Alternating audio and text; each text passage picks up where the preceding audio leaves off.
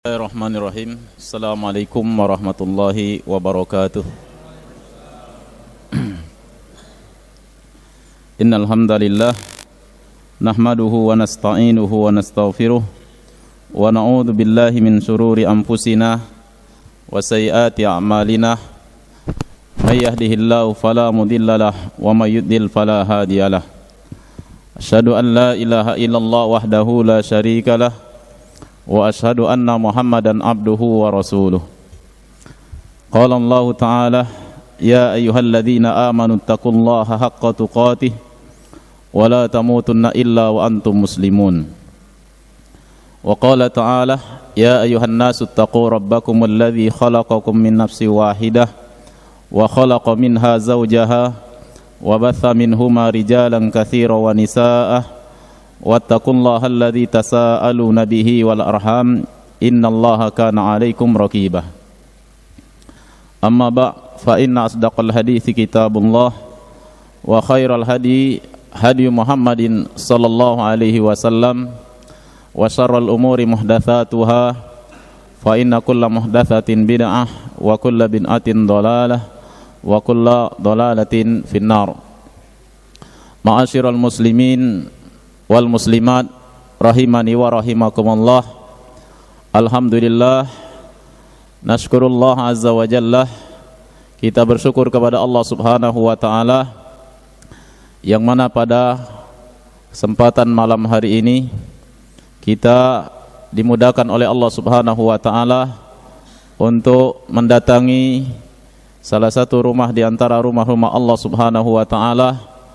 Di antaranya kita melaksanakan salah satu perintah Allah subhanahu wa ta'ala, yaitu salat maghrib berjamaah. Mudah-mudahan amal ibadah kita ini diterima oleh Allah subhanahu wa ta'ala. Dan kemudian yang berikutnya yaitu kita akan melanjutkan kajian kita tentang akidah ataupun tentang masalah tauhid, yang mana pada pertemuan sebelumnya sudah kita pahami dan sudah kita pelajari tentang tujuan Allah subhanahu wa ta'ala menciptakan kita semua. Tujuan Allah subhanahu wa ta'ala menciptakan jin dan manusia. Allah subhanahu wa ta'ala telah menciptakan makhluknya, telah menciptakan alam ini. Kemudian Allah subhanahu wa ta'ala juga menyediakan apa saja yang menjadi kebutuhan kita, dari makanan, minuman, tempat tinggal dan seterusnya. Semuanya Allah subhanahu wa ta'ala sediakan. Maka apakah dengan semua yang Allah subhanahu wa ta'ala jadikan ini, Allah subhanahu wa ta'ala sediakan semua apa yang kita butuhkan, apakah dengan semua ini kemudian manusia mau hidup semaunya ataupun hidup seenaknya tanpa ada aturan dan tanpa ada larangan dari Allah subhanahu wa ta'ala? Tentu hal ini hal yang mustahil, hal yang tidak mungkin. Ketika Allah subhanahu wa ta'ala menciptakan kita, menyediakan segala kebutuhan kita, mengatur kita dan seterusnya, kemudian kita dibiarkan begitu saja, tidak ada perintah dan larangan dari Allah subhanahu wa ta'ala. Tentu hal ini sangat mustahil dan hal yang tidak mungkin, dan hal ini tentu sia-sia, suatu hal yang perbuatan sia-sia. Oleh karena itu Allah subhanahu wa ta'ala menjelaskan dalam surat Al-Qiyamah ayat 36, kata Allah subhanahu wa ta'ala, ayahsabul insanu ayyutraka suda. Kata Allah subhanahu wa ta'ala, ayahsabul insanu ayyutraka suda. Apakah manusia itu, kata Allah subhanahu wa ta'ala, mengira bahwasanya mereka itu akan dibiarkan hidup mereka begitu saja, makan, minum, tidur dan seterusnya tanpa ada larangan dan tanpa ada perintah. Kata Imam Syafi'i rahimahullahu ta'ala ketika beliau menjelaskan tafsir daripada ayat ini, ayahsabul insanu ayyutraka suda, qala Syafi'i rahimahullah, berkata Imam Syafi'i rahimahullahu ta'ala, ay la yu'mar wa la yunha. artinya tidak dilarang dan tidak juga diperintah oleh Allah Subhanahu wa taala. Maksudnya tidak mungkin Allah Subhanahu wa taala menciptakan kita, kemudian memberikan semua kebutuhan kita tanpa ada larangan dan tanpa ada aturan dari Allah Subhanahu wa taala. Hal ini tidak akan mungkin. Oleh karena itu Allah Subhanahu wa taala telah menjelaskan sebagaimana telah kita baca ayatnya dalam surat Adz-Dzariyat, bahwasanya Allah ciptakan kita tujuannya agar kita melaksanakan perintah Allah Subhanahu wa taala dan agar kita menjauhi larangan Allah Subhanahu wa taala, agar kita beribadah kepada Allah Subhanahu wa taala. Wa ma khalaqtul jinna wal insa illa liya'budun. Kata Allah Subhanahu wa taala, dan tidaklah aku ciptakan jin dan manusia melainkan supaya mereka hanya beribadah kepadaku, yaitu hanya mentauhidkanku, memurnikan ibadah hanya kepada Allah Subhanahu wa taala. Oleh karena itu dalam ayat yang selanjutnya yang dibawakan oleh Al-Imam Muhammad At-Tamimi rahimahullahu taala tentang bahwasanya tujuan Allah Subhanahu wa taala menciptakan kita tidak lain agar kita beribadah kepada Allah Subhanahu wa taala. Wa qauluhu ta'ala, dan Allah Subhanahu wa taala berfirman, wa laqad ba'atsna fi kulli ummatin rasulan an ibudullaha wajtanibut taghut. Dalam surat An-Nahl ayat 36. Kata Allah Subhanahu wa taala, wa laqad ba'atsna fi kulli ummatin rasulan, dan sungguh kami telah mengutus fi kulli ummatin, pada setiap kelompok umat manusia ini, fi kulli ummatin rasulan, yaitu seorang rasul, ani'budullaha wajtanibut taghut. Apa yang diwahyukan oleh Allah Subhanahu wa taala kepada para rasul ini, apa yang diperintahkan oleh Allah Subhanahu wa taala kepada rasul ini, yaitu ani'budullah wajtanibut taghut. Perintah Allah Subhanahu wa taala kepada rasul ini agar mengajak manusia, menyeru manusia, ubudullah, sembahlah Allah Subhanahu wa taala, beribadalah hanya kepada Allah Subhanahu wa taala, wajtanibut taghut, dan laranglah manusia dari menyembah taghut. Jadi Allah Subhanahu wa taala mengutus para rasul yang pertama kali diperintahkan oleh Allah Subhanahu wa taala untuk disampaikan kepada kaum mereka, kepada manusia, yaitu agar mereka menyembah Allah Subhanahu wa taala dan menjauhi beribadah kepada taghut. Ma'asyiral muslimin rahimani wa rahimakumullah. Lalu apa yang dimaksud dengan taghut di sini? Jadi kita telah mengetahui bahwasanya Allah Subhanahu wa taala memerintahkan kepada kita liya'buduhu wahdahu, agar kita beribadah hanya kepada Allah Subhanahu wa taala, dan ijtanibu at-taghut, dan jauhi menyembah taghut. Allah melarang kita hambanya menyembah taghut. Apa itu taghut? Taghut dijelaskan oleh para ulama,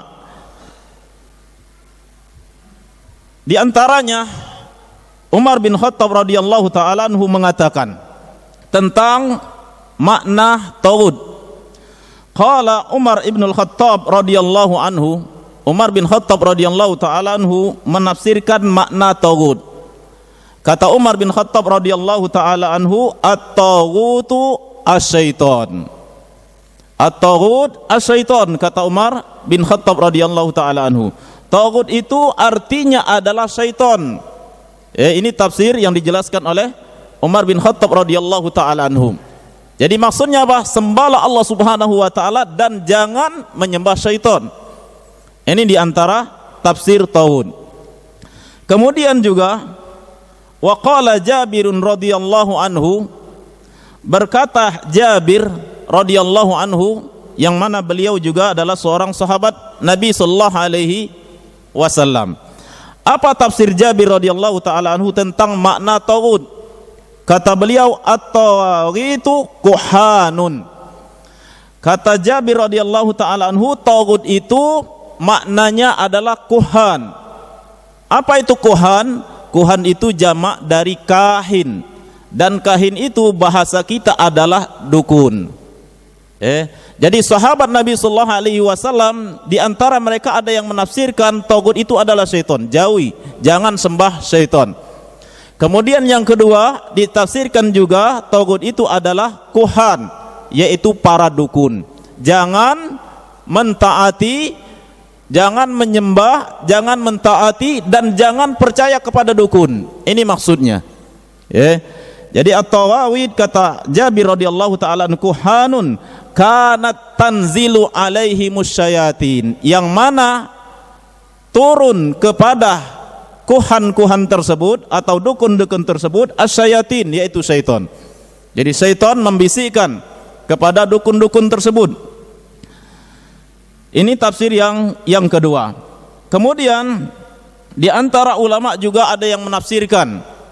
Di antaranya Al-Imam Malik radhiyallahu taala anhu, Al-Imam Malik rahimahullahu taala, beliau mengatakan at-taghutu kullu ma ubida min dunillah. Kata Imam Malik rahimahullahu taala, tagut itu artinya adalah semua yang disembah oleh manusia selain Allah Subhanahu wa taala. Ini makna tagut yang ketiga yang ditafsirkan oleh para ulama.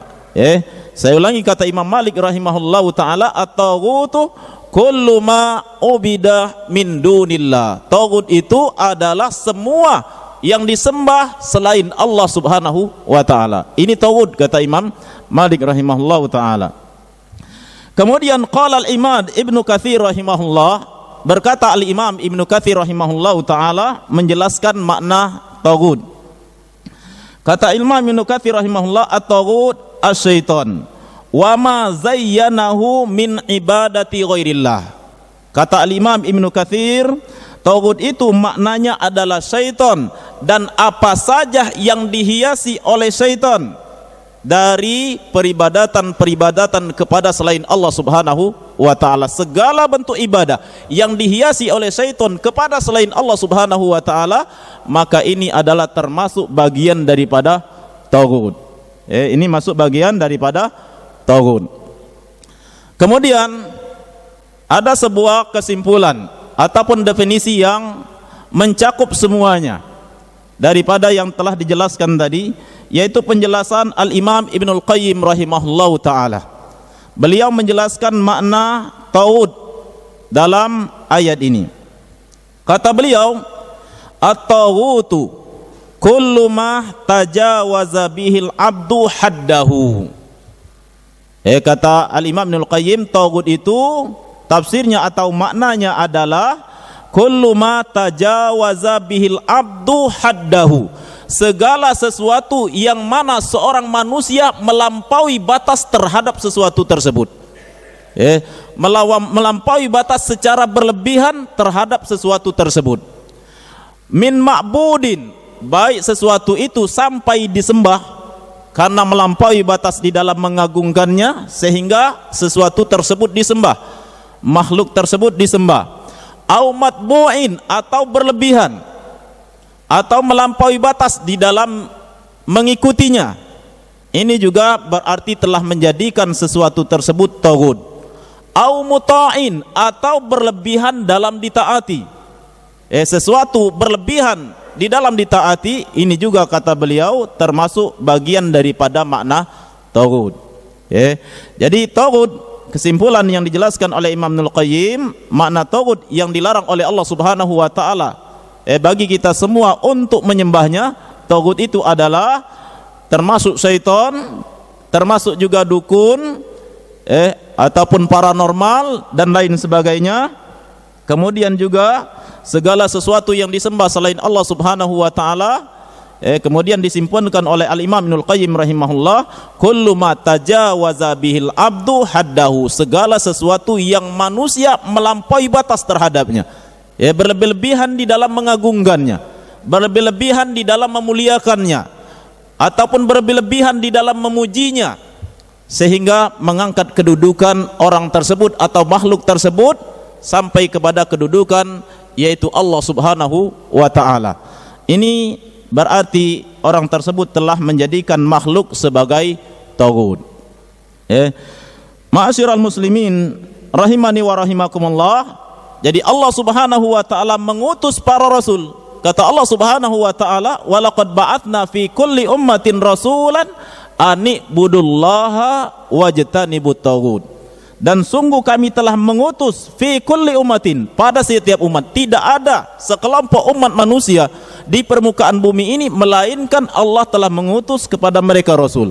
Dan dakwah para rasul ini yang pertama kali, kata Allah Subhanahu wa taala, "Ani'budullah wajtanibut taghut." Sembahlah Allah, ajak manusia menyembah Allah, ajak manusia hanya beribadah kepada Allah, jangan beribadah kepada selain Allah Subhanahu wa taala. Kemudian kita lanjutkan pada ayat yang lain yang dibawakan oleh al-muallif rahimahullahu taala. Wa qauluhu, dan Allah Subhanahu wa taala juga berfirman yang menunjukkan perintah agar kita hanya beribadah kepada Allah. Jadi ma'asyiral muslimin rahimani wa rahimakumullah, banyak sekali ayat-ayat Allah Subhanahu wa taala yang memerintahkan, yang menyeru kepada manusia ini untuk hanya beribadah kepada Allah Subhanahu wa taala. Di antaranya dalam surat Al-Isra ayat 23 dan 24. Wa qauluhu, dan Allah Subhanahu wa taala berfirman, "Wa qada rabbuka alla ta'budu illa iyyah wa bil walidaini ihsana imma yablughanna indakal kibara ahaduhuma aw kilahuma fala taqul lahumā uffin wa la tanharhumā wa qul lahumā qawlan karīmā wakhfid lahumā janāha adh-dhulli minar rahmah wa qur rabbirhamhuma kama rabbayani shaghira." Artinya, kata Allah Subhanahu wa taala, "Wa qada rabbuka alla ta'budu illa iyyah." Qada di sini tafsirnya dijelaskan oleh para ulama. Qala Mujahid, qada yakni wassa. Berkata al-Imam Mujahid rahimahullahu taala menafsirkan makna qada. Qada di sini kata beliau bermakna wassa. Qada bermakna wassa, yaitu mewasiatkan. Artinya Allah Subhanahu wa taala telah mewasiatkan. Wa qada rabbuka, Allah Rabbmu, Tuhanmu telah mewasiatkan. Apa wasiat Allah? Allah ta'budu illa iyyah. Allah ta'budu illa iyyah, agar kalian tidak menyembah illa iyyah, kecuali hanya kepada Allah Subhanahu wa taala. Wabil walidaini ihsana, dan juga Allah mewasiatkan kepada manusia agar berbakti kepada kedua orang tuanya. Jadi makna qada di sini dikatakan oleh Imam Mujahid yakni wassah, yaitu Allah berwasiat. Kemudian juga al-Imam seorang sahabat yaitu Ibnu Abbas menafsirkan wa qada rabbuka yakni amara. Ibnu Abbas menafsirkan qada di sini bermakna amara, dengan arti atau makna amarah, yaitu memerintahkan. Jadi wa qada rabbuka artinya Allah memerintahkan. Allah memerintahkan agar kalian tidak beribadah kecuali hanya kepada Allah Subhanahu wa taala. Dan juga Allah memerintahkan wabil walidaini ihsana, untuk berbuat baik kepada kedua orang tua. Kemudian ayat yang berikutnya yang dibawakan oleh al-muallif rahimahullahu taala dalam surat An-Nisa. Dalam surat An-Nisa ayat 36. Dalam surat An-Nisa ayat 36. Yang juga perintah Allah Subhanahu wa taala agar kita hanya beribadah kepada Allah Subhanahu wa taala. Wa qauluhu wa'budullaha wa la tusyriku bihi syai'an. Kata Allah Subhanahu wa taala wa'budullah, artinya dan sembahlah Allah. Ini juga amar, ini juga bentuk perintah. Wa'budullah, sembahlah Allah, beribadahlah hanya kepada Allah. Wala tusyriku bihi syai'an, dan janganlah kalian menyekutukan Allah Subhanahu wa taala sedikit pun. Jadi ayat ini Allah perintahkan kepada kita agar kita beribadah hanya kepada Allah, dan Allah melarang kita berbuat syirik, menyekutukan Allah Subhanahu wa ta'ala. Kemudian para jemaah sekalian rahimani wa rahimakumullah, di dalam sebuah hadis Rasulullah sallallahu alaihi wasallam, ini di antara ayat-ayat yang memerintahkan kepada kita agar kita mentauhidkan Allah, agar kita beribadah kepada Allah Subhanahu wa taala dan menjauhi perbuatan-perbuatan syirik. Sekarang kita mempelajari, membaca dan memahami hadis-hadis Rasulullah sallallahu alaihi wasallam yang berkaitan dengan masalah yaitu mentauhidkan Allah Subhanahu wa taala dan menjauhi perbuatan-perbuatan syirik. Wa an Muadz bin Jabalin qala kuntu radifan Nabi sallallahu alaihi wasallam ala himarin. Dari Muadz bin Jabal radhiyallahu taala anhu qala, beliau berkata, kuntu radifan Nabi sallallahu alaihi wasallam. Kata Muadz, saya pernah dibonceng oleh Nabi sallallahu alaihi wasallam ala himarin. Kuntu radifan Nabi sallallahu alaihi wasallam ala himarin. Saya pernah dibonceng oleh Nabi sallallahu alaihi wasallam ala himarin, di atas seekor himar. Faqala li, lalu Rasulullah sallallahu alaihi wasallam berkata kepadaku,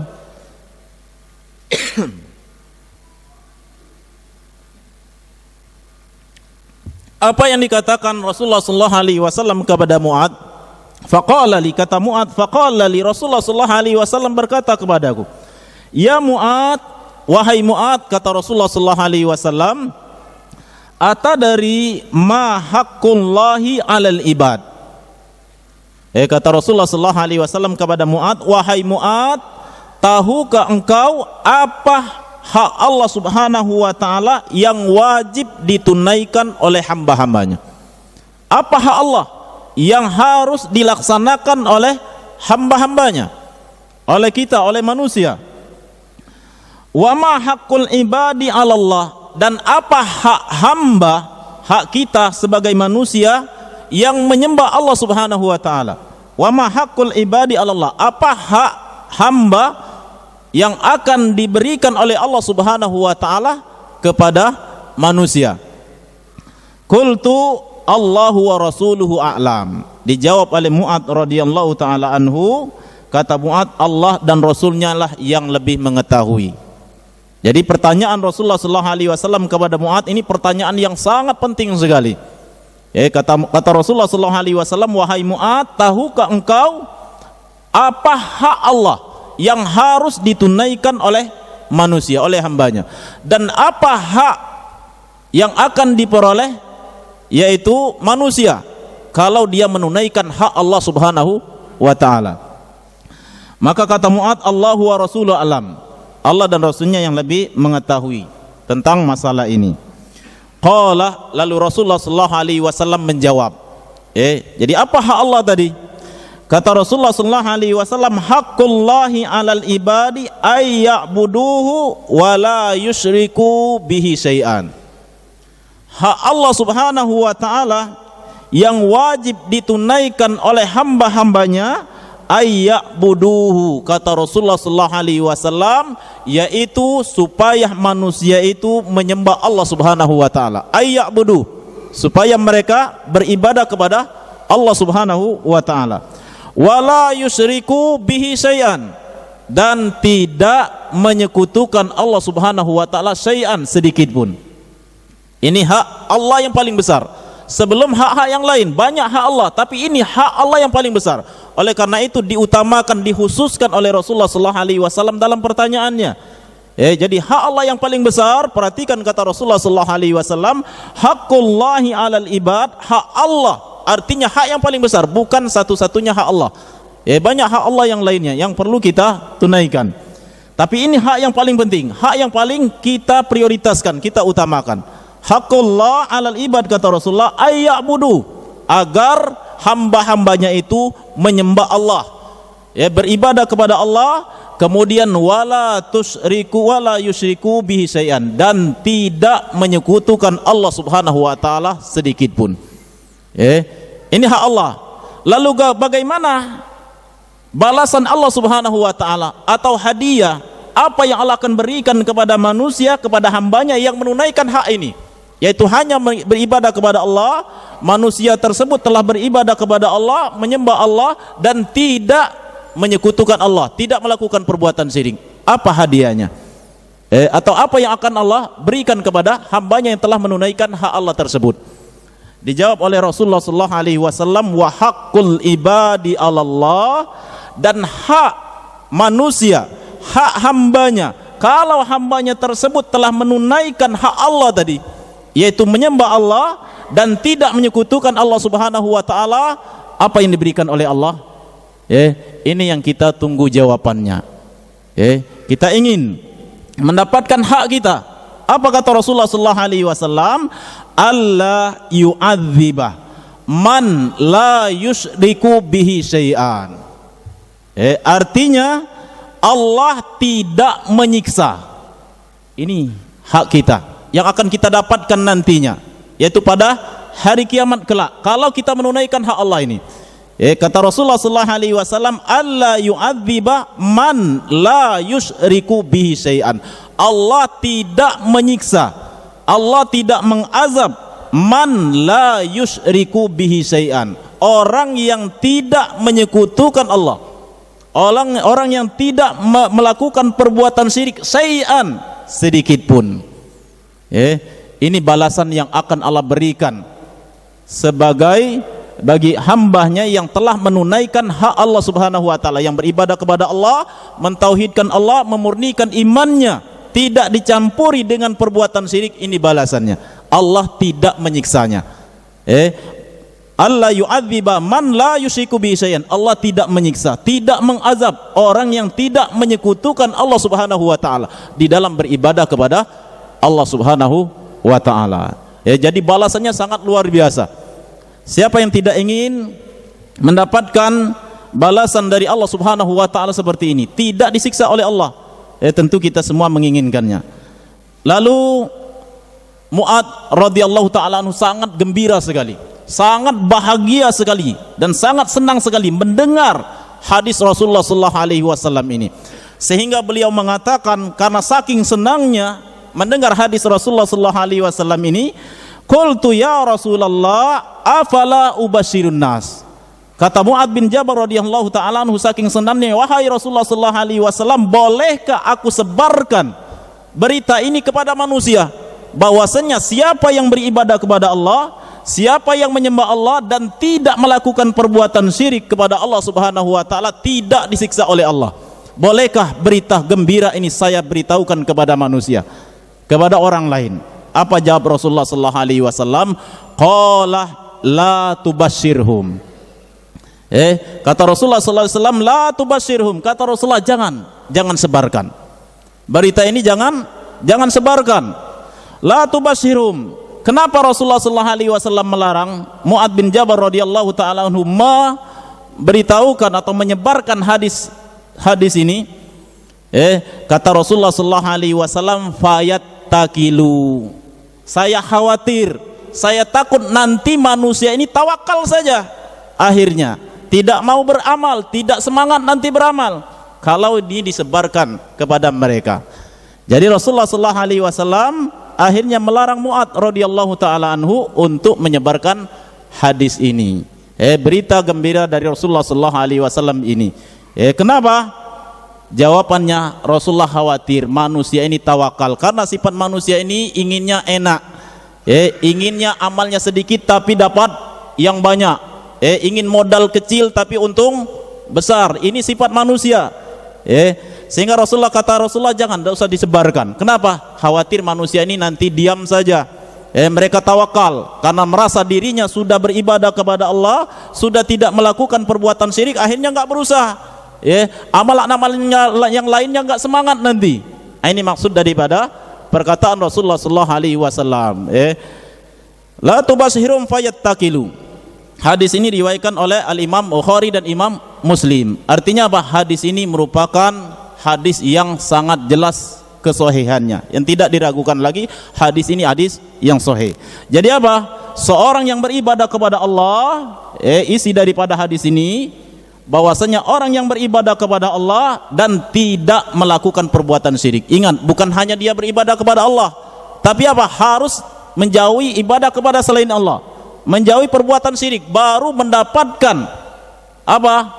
Hadiah yang sangat besar, balasan yang sangat besar dari Allah. Allah tidak mengazabnya. Allah tidak mengazabnya, sebagaimana yang telah dijelaskan oleh Rasulullah sallallahu alaihi wasallam. Lalu bagaimana kok hadis ini sampai kepada kita padahal Rasulullah sudah melarang?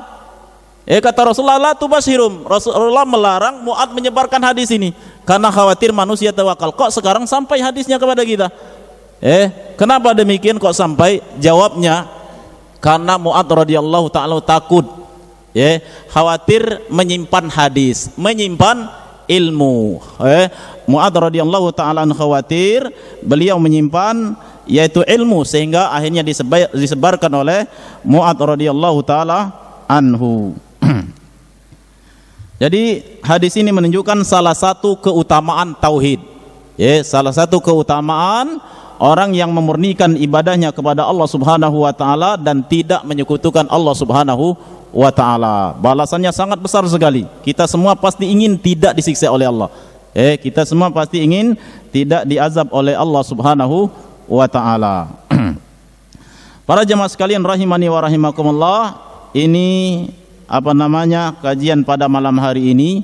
Kita cukupkan di sini tentang materi kajiannya, dan insyaallah Subhanahu wa ta'ala pertemuan yang akan datang insyaallah kita akan membahas tentang keutamaan tauhid, keutamaan ahli tauhid, keutamaan orang-orang yang memurnikan ibadahnya kepada Allah Subhanahu wa ta'ala.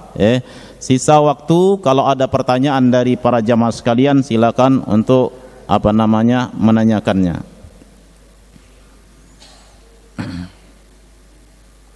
Mungkin yang bertanya ada ada hadiah, ada hadiah insyaallah. Ini ada hadiah dari kutub buku-buku kecil yang berkaitan dengan masalah akidah dan juga berkaitan dengan masalah zikir. Kalau nggak ada pertanyaan, saya dulu yang bertanya, nanti dapat hadiah insyaallah. Saya dulu yang bertanya. Sambil nunggu ada yang bertanya. Pertanyaan, dengarkan pertanyaannya. Yang dengarkan kajian insyaallah bisa jawab semuanya. Pertanyaannya, apa tafsir atau makna taghut? Angkat tangannya yang bisa. Fadhol. Nangan menyembah syaitan. Tafsir siapa menafsirkan syaitan tadi? Tafsir Umar bin Khattab radhiyallahu taala anhu. Ahsanta. Baik, barakallahu fiik. Adi hadiah. Naam. Baik.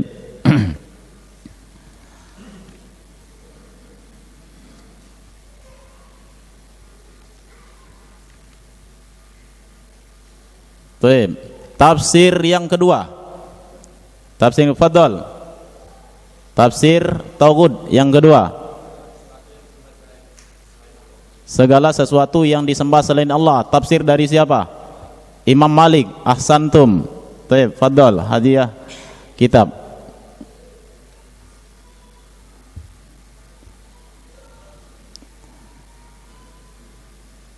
Baik. Ada lagi yang bisa menafsirkan tafsir yang ketiga? Naam, fadhol Pak. Naam.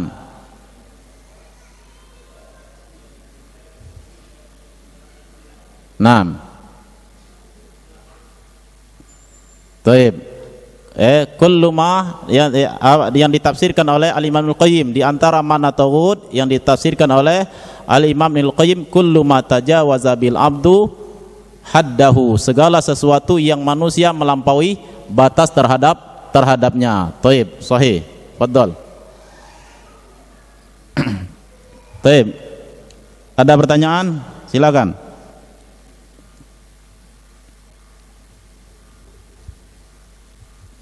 Kalau nggak ada, kita teruskan pertanyaannya. Fadhol, silakan Pak.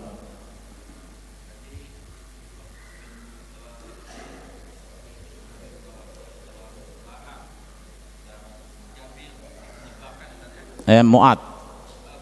Iya.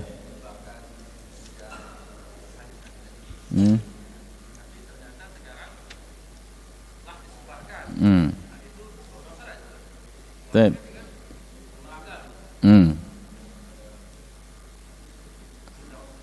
Iya. Ya, apa namanya? Mu'ad dilarang oleh Rasulullah sallallahu alaihi wasallam untuk menyebarkan hadis tersebut. Kenapa tadi dilarang? Jawabannya karena khawatir manusia tawakal. Enggak apa namanya? Enggak semangat di dalam beramal. Dijelaskan dalam sebuah riwayat, ya kan? Di dalam riwayat fa akhbara bi Mu'adun inda mautihi. Ini disebarkan oleh Mu'ad ketika mendekati ajalnya. Ketika mendekati ajalnya. Taharrujan minal ithmi, karena khawatir apa? Berdosa. Karena khawatir dosa. Dan juga bisa jadi kemungkinan yang dipahami oleh sahabat Mu'adz radhiyallahu taala, kenapa Rasulullah melarang yaitu menyebarkan hadis ini, karena dikhawatirkan yaitu sahabat-sahabat atau orang-orang yang baru masuk Islam yang masih lemah imannya. Yang masih lemah imannya, sehingga apa? Orang yang lemah imannya tidak termotivasi untuk beramal, sehingga setelah akhir hayatnya akhirnya disebarkan juga oleh Mu'adz radhiyallahu taala anhu hadis ini. Disebarkan oleh Mu'adz radhiyallahu taala anhu karena khawatir yaitu berdosa, yaitu menyimpan ilmu. Nah, silakan yang lain. Nah,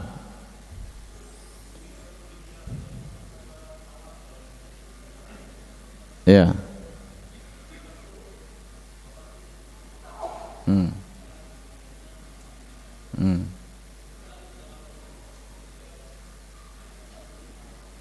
Harus tawakal. Ya, ini pertanyaan yang bagus. Tentang masalah tawakal. Rasulullah sallallahu alaihi wasallam khawatir tadi manusia tawakal. Khawatir fayat takilu, khawatir manusia pasrah. Yattakilu, pasrah diri, tidak mau berusaha. Ini maksudnya. Adapun makna tawakal secara syar'i, pertama, tawakal ini disyariatkan. Tawakal yang dalam istilah syar'i, tawakal seperti ini disyariatkan dan diperintahkan oleh Allah Subhanahu wa taala. Banyak ayat-ayat yang memerintahkan kepada kita untuk bertawakal. Di antaranya Allah Subhanahu wa taala berfirman, wa 'alallahi fatawakkalu in kuntum mu'minin. Dan hanya kepada Allah kalian bertawakal, jika kalian betul-betul orang yang beriman. Dan makna tawakal secara syar'i artinya adalah al-i'timadu 'alallahi subhanahu wa ta'ala fi jalbil manafi wa daf'il madar. Ini makna tawakal yang dijelaskan oleh para ulama. Tawakal itu artinya al-i'timadu 'alallah, menyandarkan diri kita kepada Allah, menyerahkan diri kita kepada Allah Subhanahu wa taala dalam hal apa? Fi jalbil manafi, dalam hal mendapatkan sesuatu yang baik, mendapatkan sesuatu yang bermanfaat. Kita serahkan kepada Allah Subhanahu wa taala.